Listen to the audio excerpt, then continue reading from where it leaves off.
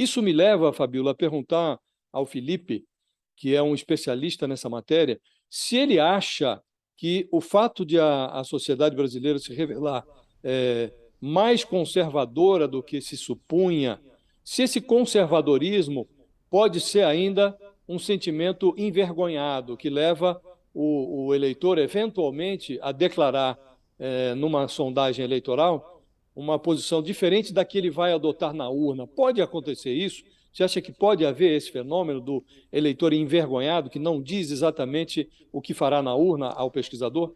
Aliás, o Felipe até falou com a gente sobre isso um pouco antes do primeiro turno, falando que o voto envergonhado ele estava tendendo mais para Lula. E a gente viu que o resultado foi outro, né, Felipe?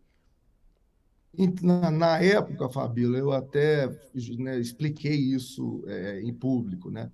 O fenômeno do voto envergonhado, ele é um fenômeno que diz respeito à manifestação pública. Vamos lembrar e colocar as coisas, né, acho que nos seus devidos lugares. É verdade que a gente não viu manifestação pública em prol de Lula, a gente não viu adesivo, a gente não viu bandeira, a gente não viu camisa, a gente não viu manifestação de rua na proporção que a gente viu de votos.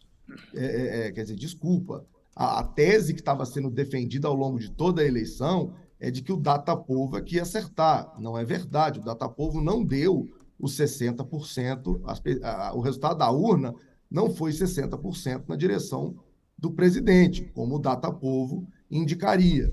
Daí o fenômeno do voto envergonhado, ou seja, você tem muita gente, a maioria da sociedade, que votou em um candidato, nesse caso Lula, mas não estava se manifestando publicamente por medo ou de violência ou de algum tipo de represália pública. Então, o envergonhamento, e a gente falou sobre isso exatamente aqui, Fabíola, com você e com Josias, ele dizia muito menos respeito, eu me lembro de ter explicitado isso, à subnotificação nas pesquisas, mas muito mais ao fato da gente comparar as fotos de manifestações públicas e não encontrar nessas fotos esse voto, né, naquela época que parecia que o Lula não tinha, segundo a campanha do Bolsonaro. Então, o voto envergonhado tem a ver com isso.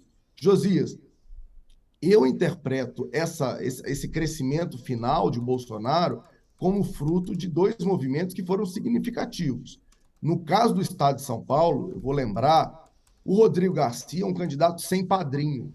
Ele era o único candidato à reeleição sem padrinho. A aposta do Rodrigo Garcia era: eu vou vencer justamente porque sou independente, porque São Paulo quer uma coisa independente, mas o fenômeno de derrotar o PT, o sentimento de derrotar o PT em São Paulo, alavancou a campanha do Tarcísio em voto útil na reta final, o que também, na minha avaliação, provocou esse crescimento do Bolsonaro nacionalmente. É bom lembrar que São Paulo é o maior colégio eleitoral do Brasil. Então, eu não acho que houve essa subnotificação do sentimento conservador nas pesquisas. Todas as amostras, por exemplo, quem controlava por isso, né? Porque tem instituto que faz isso, tem instituto que não, mas no nosso caso, na Quest, a gente controlava por quem você votou em 2018. E era muito claro, você tinha lá 41% de eleitores que diziam: votei no Bolsonaro em 18. Eles estavam presentes, né? Portanto, eu vou insistir nessa tese. O movimento de reta final, ele é captado exatamente como um movimento de voto útil. E o fato dele ter vindo do eleitor do Ciro diz muito para mim daquilo que foi a disputa nacional no Brasil. Ao contrário do que se imaginava, e o Ciro, ao ter se posicionado na direção muito fortemente contra o Lula, acabou manifestando aí um eleitor conservador que estava no Ciro e que foi embora para o Bolsonaro, alavancando, portanto, essa candidatura na reta final.